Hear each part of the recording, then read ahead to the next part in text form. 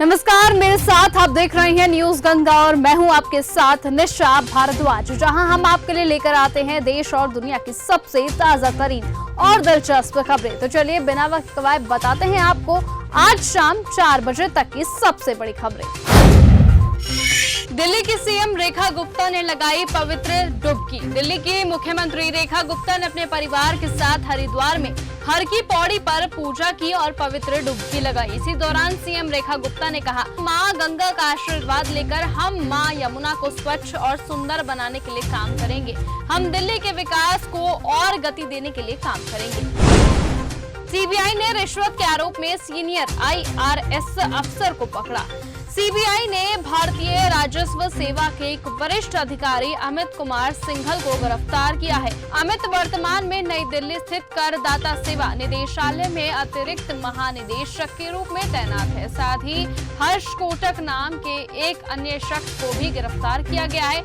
इन पर शिकायतकर्ता से मांगी गई कुल 45 लाख रुपए की रिश्वत के हिस्से के रूप में 25 लाख रुपए की रिश्वत मांगने और स्वीकार करने का आरोप लगा है। यूपी के नए डीजीपी को मायावती ने गिनाई चुनौतियां। यूपी के नए डीजीपी राजीव कृष्ण की नियुक्ति के बाद बहुजन समाज पार्टी की राष्ट्रीय अध्यक्ष मायावती ने योगी सरकार पर कानून व्यवस्था को लेकर तीखा हमला बोला है। बसपा सुप्रीमो मायावती ने अपने एक्स अकाउंट पर लगातार 3 पोस्ट कर राज्य में बढ़ते अपराध और कानून व्यवस्था पर चिंता जताई। उत्तर प्रदेश में आया भूकंप। उत्तर प्रदेश के मेरठ जिले में रविवार को भूकंप के हल्के झटके महसूस किए गए। रिक्टर स्केल पर भूकंप की तीव्रता 2.7 मापी गई है। नेशनल सेंटर फॉर सिस्मोलॉजी ने ये जानकारी दी है। मेरठ में भूकंप रविवार की सुबह 8:44 पर आया था। भूकंप का केंद्र मेरठ में ही धरती से 5 किलोमीटर नीचे था। गनीमत रही कि तीव्रता कम होने की वजह से कुछ नुकसान नहीं हुआ। शर्मिठा पनौली की गिरफ्तारी। कोलकाता पुलिस की तरफ से सोशल मीडिया इन्फ्लुएंसर शर्मिठा पनौली की गिरफ्तारी के बाद से सियासी घमासान मचा हुआ है।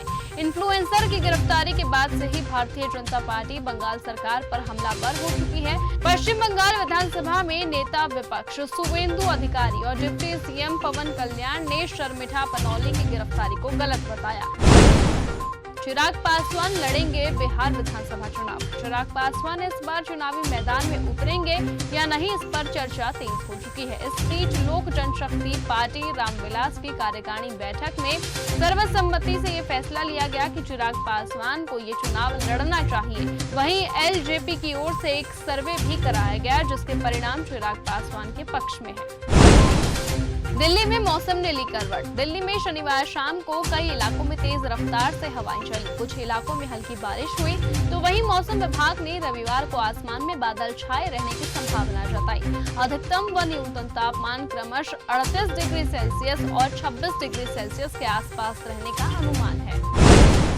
कांग्रेस का अस्तित्व खतरे में। महाराष्ट्र में डिप्टी सीएम एकनाथ शिंदे के नेता संजय निरुपम ने कांग्रेस को बड़ी सलाह दे दी है। संजय निरुपम ने ये दावा किया कि कांग्रेस का अस्तित्व खतरे में है। उन्होंने कहा कि अगर कांग्रेस बचना चाहती है तो उसे अपनी नीतियों पर काम करना चाहिए, वरना ये संभव नहीं हो पाएगा। पीएके में सेना का कंट्रोल। ऑपरेशन सिंदूर के बाद भारत ने पाकिस्तान को दुनिया के सामने बेनकाब करके 7 सर्वदलीय प्रतिनिधि मंडल 33 देशों की राजधानियों के दौरे पर भेजे हैं। संजय कुमार झा के नेतृत्व में team Indonesia, Malaysia, Republic of Korea, Japan, Singapore दौरे पर है। मलेशिया पहुंची टीम के सदस्य और सीपीआई-एम सांसद डॉक्टर जॉन ब्रिटास ने पाकिस्तान पर जमकर हमला बोला। उन्होंने कहा कि अब पाकिस्तान में सेना का ही कंट्रोल बचा है। पीएके फैला रहा आतंकवाद। भारत ने एक और अंतर्राष्ट्रीय मंच से पाकिस्तान को बेनकाब कर दिया। भारत की ओर से कहा गया कि पाकिस्तान को सिंधु जल संधि के उल्लंघन के लिए उसे दोषी ठहराना बंद कर देना चाहिए, क्योंकि उसकी धरती से लगातार सीमा पार आतंकवाद संधि के कार्यान्वयन में बाधा डाल रहा है। तो फिलहाल आज के इस बुलेटिन में सिर्फ इतना ही। देश और दुनिया की तमाम बाकी खबरों से ऐसे ही जुड़े रहने के लिए आप बने रहिए और ऐसे ही देखते रहिए न्यूज गंगा। नमस्कार। ऐसी ही खबरों को सुनने और देखने के लिए सब्सक्राइब करना बिल्कुल मत भूलिएगा चैनल न्यूज गंगा। खबरें अच्छी लगी तो लाइक का बटन दबाना बिल्कुल मत भूलिएगा। कमेंट बॉक्स में टाइप भी कर सकते हैं और हाँ, शेयर करना भी बिल्कुल मत भूलिएगा।